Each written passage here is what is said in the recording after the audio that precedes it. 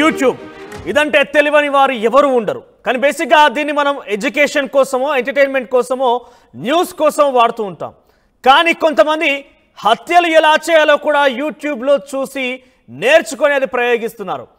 ఇటువంటిదో ఘటన తెలుగు రాష్ట్రాల్లోని విజయనగరం జిల్లాలో చోటు చేసుకుంది.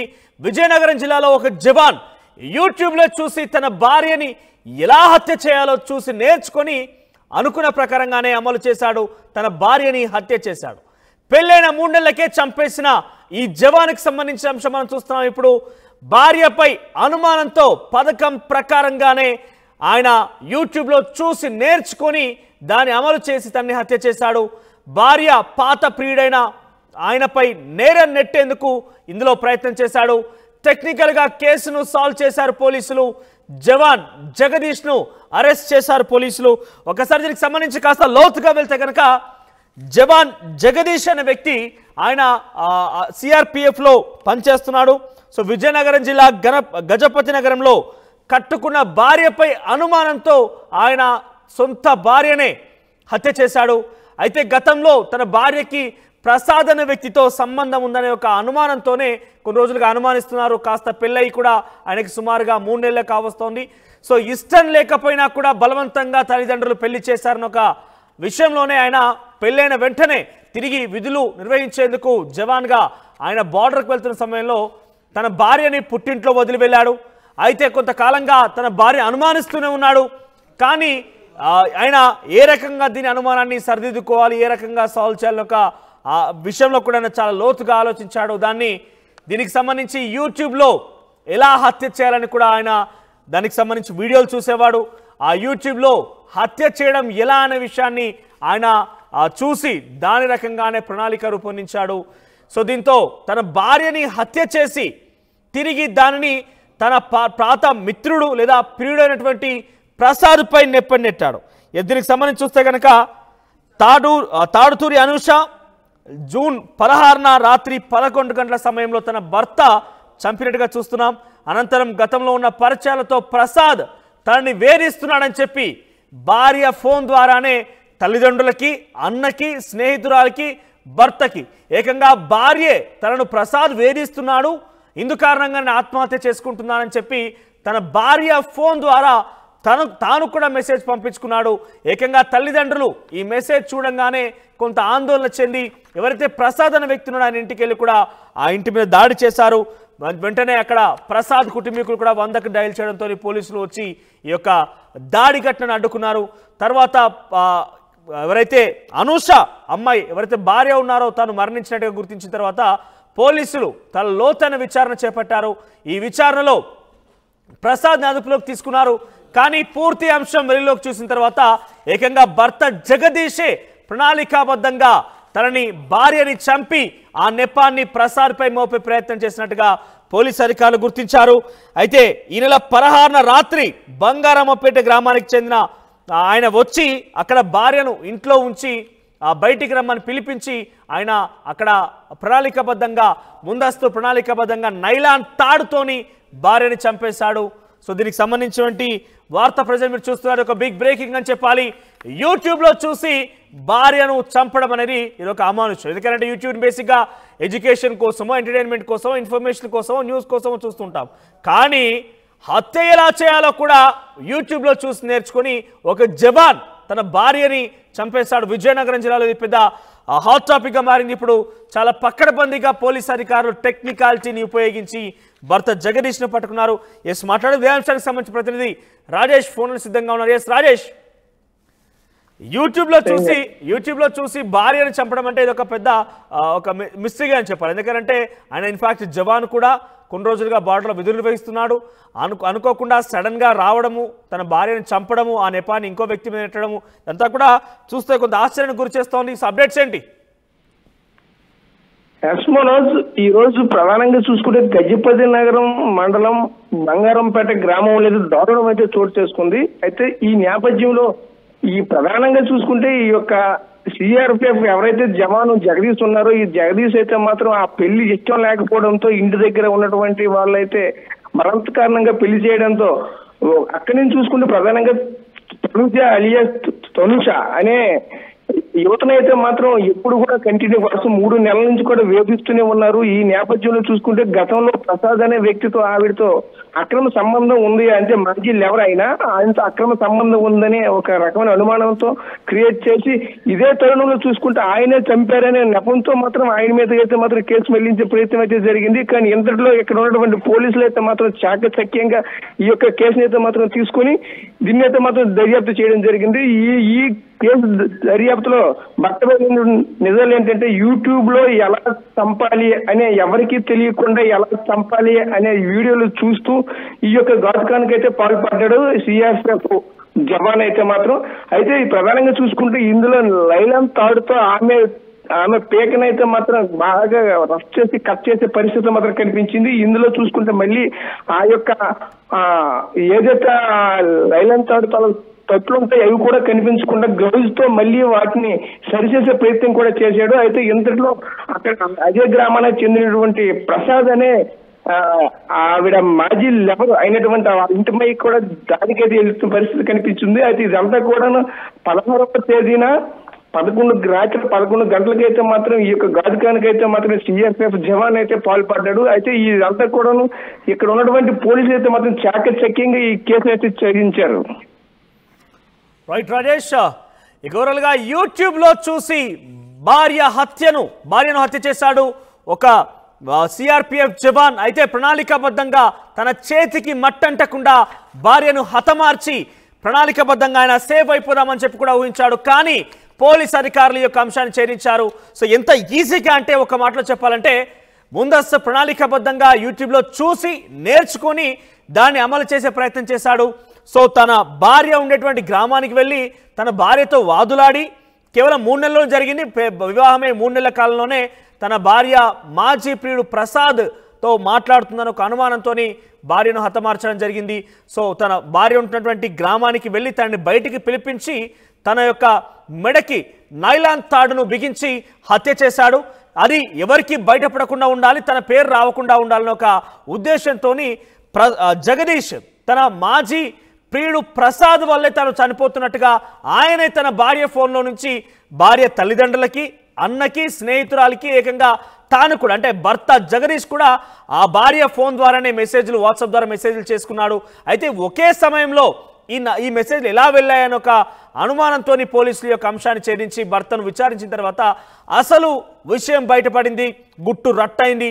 జగదీష్ని పోలీసు అదుపులోకి తీసుకున్నారు.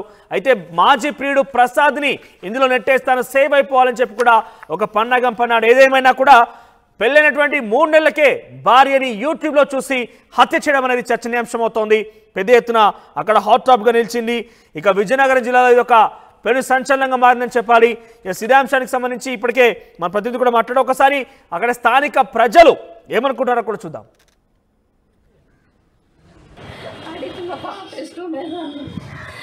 వేరే అబ్బాయికి ఇచ్చి పెళ్లి చేస్తే నువ్వు రాబోతు మీ ఇంటిలో చెప్తాను అలా చెప్తాను బ్లాక్మెయిల్ చేసారండి. బ్లాక్మెయిల్ చేసి చంపేసారండి. హాస్పిటల్ సెట్ అయ్యాను. ఇప్పుడు పాప చనిపోయినప్పుడు మీకు ఎన్ని గంటలకు తెలిసింది? మాకు 12 మేము అంత లెక్క ఎదుగుతానండి. ఎదిగేసి ఆ సాల్పాకు కట్టుకేసి ఇల్లు చచ్చిపోయాను, పడేసారండి. ముందు ఎవరు చూసారమ్మా? అలా అన్నయ్య చూసాడు. అబ్బాయి చూసాడు. ఎదిగి అలాగా పక్క కాల్చేస్తే అది పడుంది చంపేశాడు మా పాప. ఇంటి పేరు దుర్గా ప్రసాద్. ఎందుకమ్మా ఏం జరిగింది? ఎక్కడ పడించారు పాపనే? మా ఇంటికి మా చాలా ఉందండి బయట వాళ్ళు. అప్పుడు చంపేసి పడేశాడు. నాకు పాప బాబండి. పాప నన్ను చంపింది బాగుంది. ఆడొక్కడే కాదండి, ఇంకొక 2 ఉంటారు. ఆడొక్కడైతే చంపలేదండి.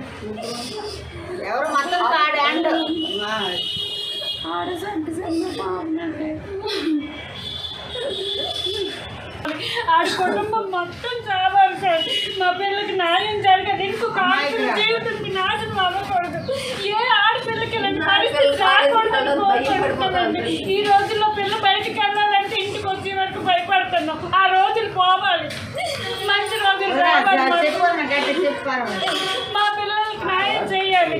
ఈ ఆడపిల్లకి కూడా ఇంక ఇలాంటి పరిస్థితి రాకూడదు. అలాంటి వెధవలు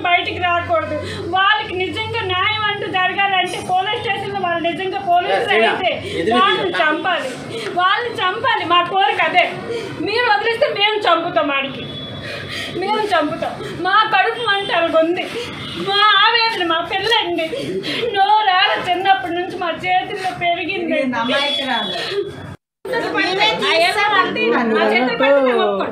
ఇప్పుడు ఇంకో 2 ఉన్నారు అంటున్నారు కదమ్మా, వాళ్ళు ఉన్నోడికి లాగి పెట్టుకొడితే అప్పుడు వస్తాయి. ఇద్దరు వస్తారు అప్పుడు బయట. ఈడు ఒక్కడితో పక్కా ముగ్గురు చేశారు. పిల్లని అరవకుండా చేస్తారు. ఈడు ఒక్కడితో అయ్యే పని కాదు, ఇద్దరు ముగ్గురు కంపల్సరీ పిల్లలు చేస్తారు. పిల్లైనా చంపుకుంటుందండి, ఎంత కసేదైనా అంటులు తోముకునైనా పెంచుతుంది కానీ చంపుకునే స్థితికి దిగజారు. ఏ తల్లి కూడా అలా అడగకూడదు. పిల్లల్ని కాసి పెంచి వాళ్ళకి నచ్చిన సంబంధాలు చేసి పిల్లల్ని చంపుకోవడానికి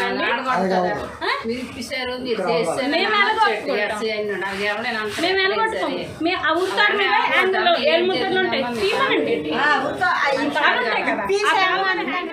ఇక మృతురాలకు సంబంధించినటువంటి తల్లిదండ్రులు కూడా మాట్లాడుతున్నారు, భావోద్వేగానికి గురవుతున్నారు, ఆవేదన చెందుతున్న పరిస్థితి కనబడుతోంది.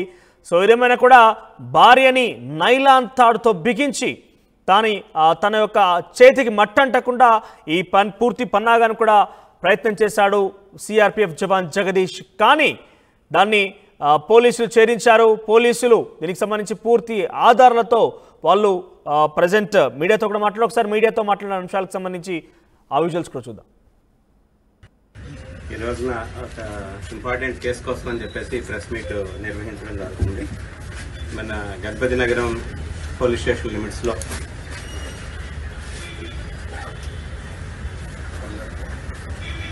బంగారమ్మపేట విలేజ్లో 16వ తేదీ నైట్ అండి మాకు ఒక డైల్ 100 కాల్ ఒకటి వచ్చింది. ఆయన ఫోన్ చేసి మా ఇంటి మీదకి అటాక్ వచ్చారు అని చెప్పేసి ఒక కాల్ వచ్చింది. ఆ కాల్ మీద ఇమీడియట్గా సబ్ ఇన్స్పెక్టర్ గారు ఒక టీంని పంపించడం జరిగింది నైట్. అక్కడికి వెళ్ళేసరికి ఏంటి అని ఎంక్వైరీ చేస్తే ఒక అమ్మాయి చనిపోయింది. ఆ అమ్మాయి తాలూకా సెల్ ఫోన్లో నా చావు కారణం అక్కడ గోవింద్ కొడుకు ప్రసాద్ అని చెప్పి ఆయన నన్ను హెరాస్ చేస్తున్నాడు, నన్ను రమ్మని చెప్పి ఇబ్బంది పెడుతున్నాడు. ఇంతకుముందు ఆయనతో పాటు నాకు పరిచయం ఉండేది, అది నేను తట్టుకోలేకపోతున్నాను. నా భర్తకి ఈ విషయం తెలిస్తే నా పరుగు పోతుందన్న ఉద్దేశంతో నేను సూసైడ్ చేసుకుంటున్నాను అని చెప్పేసి ఆ అమ్మాయి సెల్ నుంచి ఆ తండ్రికి, అమ్మాయి తాలూకా తండ్రికి, తర్వాత అన్నయ్యకి, ఆ స్నేహితురాలకి, ఆమె భర్తకి కూడా మెసేజ్లు వెళ్ళాయి. అమ్మాయి పేరు తనూజ అండి, అనూష ఎలియాస్ తనూజ, తాడుతూరి అమ్మాయి. మ్యారేజ్ అయ్యి 3 months అయింది అమ్మాయికి. రిజిస్టర్ మ్యారేజ్ చేసుకున్నారు వాళ్ళు. హస్బెండ్ జగదీష్ అని చెప్పేసి ఆయన సిఆర్పిఎఫ్ కానిస్టేబుల్. ఆయన దాని మీద మార్నింగ్ వాళ్ళ ఫాదర్ ఇచ్చిన రిపోర్ట్ మీద 306 ఐపీసీగా ఎఫ్ఐఆర్ ఇష్యూ చేయడం జరిగింది. అంటే సూసైడ్ కారణం వాళ్ళు ప్రసాద్ అని చెప్పేసి ఎఫ్ఐఆర్ ఇష్యూ చేయడం జరిగింది. అది వితిన్ 7 years ఆఫ్ మ్యారిటల్ లైఫ్లో జరిగింది కాబట్టి మండల్ ఎగ్జిక్యూటివ్ మేజిస్ట్రేట్ గారికి రిక్వెజిషన్ ఇచ్చి ఇంక్వెస్ట్ హోల్డ్ చేయడం జరిగింది. తర్వాత టీమ్ ఆఫ్ డాక్టర్స్తో ఇంక్వెస్ట్ చేయమని చెప్పేసి, పోస్ట్ మార్టం చేయమని చెప్పేసి రిక్వెజిషన్ కూడా పంపించడం జరిగింది. తదుపరి ఈ దర్యాప్తులో భాగంగా ఈ ఇచ్చిన మెసేజెస్లో అది ఎంతవరకు కరెక్టు, ఆయన ఎంతవరకు ఈమెని హరాస్ చేస్తున్నాడు ఏంటి అన్నది దర్యాప్తుని స్వీకరించారు ఎవరు గజపతి నగర్ ఇన్స్పెక్టర్ గారు. ఎంక్వైరీ చేయడం మొదలుపెట్టారు. అయితే ఎటువంటి పరిస్థితుల్లో కూడా వాళ్ళిద్దరి మధ్య ఎక్కడ రీసెంట్ మాట్లాడుకోవడం కానీ కాంటాక్ట్స్ ఏం లేవు. దాంతో అనుమానం వచ్చి మేము ఇంకా డీప్గా ఎంక్వైరీ చేసేసరికి ఈ మెసేజెస్ అన్నీ కూడా డెలివరీ అయినవి ఈ అమ్మాయి తాలూకా, చనిపోయిన అమ్మాయి తాలూకా సెల్ నుంచి అన్ని ఒకే టైంకి డెలివరీ అయింది. ఏంటి ఈ ఒకే టైంకి డెలివరీ అయినాయి అని చెప్పేసి మేము కూడా సస్పెక్ట్ చేయడం జరిగింది. ఇలాగా హస్బెండ్ ఎక్కడున్నాడు అంటే పేరెంట్స్ ఎవరు చెప్పడం లే, ఆయనేమో అక్కడ జమ్మూ కాశ్మీర్లో ఉన్నారు. అంటే పేరెంట్స్ కాదు, ఇన్లాస్ అమ్మాయి తాలూకా తండ్రి వాళ్ళు ఇక్కడ మాకు తెలియదండి ఎక్కడున్నాడు ఏంటి అనేది, జమ్మూ కాశ్మీర్లో ఎక్కడో జాబ్ చేస్తున్నాడు, ఇక్కడ రాలేదు అని. బట్ మా టవర్ లొకేషన్ తీసుకుంటే అది విశాఖపట్నం అని చెప్పేసి వచ్చింది. బట్ చనిపోయింది అమ్మాయి రాత్రి చనిపోయినా సరే ఈయన ఈవినింగ్ పోస్ట్ మార్టం ఎగ్జామినేషన్ వరకు కూడా ఈయన అపేర్ కాలేదు. దాంతో కాస్త సస్పిషియస్ కూడా ఆయన మీద రైజ్ అయింది. ఈలోగా ఈ విషయాలన్నీ కూడా మేము కూడా మా ఎస్పీ గారికి చెప్పడం జరిగింది. టైం టు టైం మేడం గారు కూడా ఇన్స్ట్రక్షన్స్ ఇవ్వడం జరిగింది, ఏ విధంగా దర్యాప్తు చేయాలి, ఏ విధంగా ప్రొసీడ్ అవ్వాలి అన్నది. ఈలోగా పోస్ట్ మార్టం సర్టిఫికెట్ కూడా నిన్న రావడం జరిగింది. పోస్ట్ మార్టం సర్టిఫికెట్ లో అది మర్డర్ అని చెప్పి, స్ట్రాంగులేషన్ అని చెప్పి డాక్టర్ గారు ప్రిలిమినరీ సర్టిఫికెట్ ఇచ్చారు. ఇచ్చిన దాంతో దాన్నేమో మర్డర్ గా ఆల్టర్ చేయడం జరిగింది. ఆల్టర్ చేసిన తర్వాత ఈ రోజున ఎవరైతే హస్బెండ్ ఉన్నాడో జగదీష్,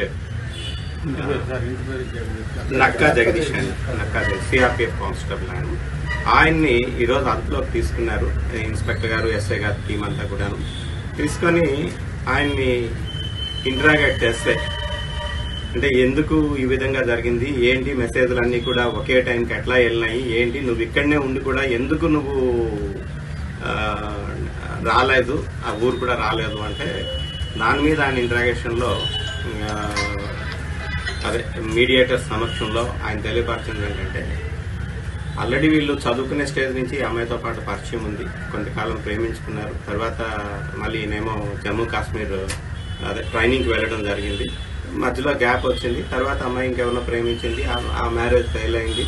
తర్వాత అగైన్ మళ్ళీ ఇంకో టచ్ లోకి వచ్చింది. వచ్చిన తర్వాత కూడా ఈ పేరెంట్స్ ఒప్పుకోలేదు, అబ్బాయి తాలూకా పేరెంట్స్ ఒప్పుకోలేదు. ఒప్పుకోకపోయేసరికి ఇవిడ వెళ్ళి ఫోర్స్ఫుల్ గా ఆయన ఇంటి దగ్గర కూర్చొని, నువ్వు పెళ్లి చేసుకుంటే కానీ కాదు, లేదో ఇలా ఉంటే నేను చనిపోతానని బెదిరించేసరికి ఆయన మ్యారేజ్ చేసుకున్నాడు. మ్యారేజ్ చేసుకున్న తర్వాత కూడా కొద్దిగా ఈ అమ్మాయిని సస్పెక్ట్ చేస్తూ ఉన్నాడు. అదే రోజు పండుగ జరుగుతుంది, బంగారంపేట విలేజ్ లో వారాల పండుగ జరుగుతుంది. ఈయన అమ్మాయికి అంటే ఈయన అక్కడ రావడం జరిగింది, అంటే పండుగ ముందు అక్కడ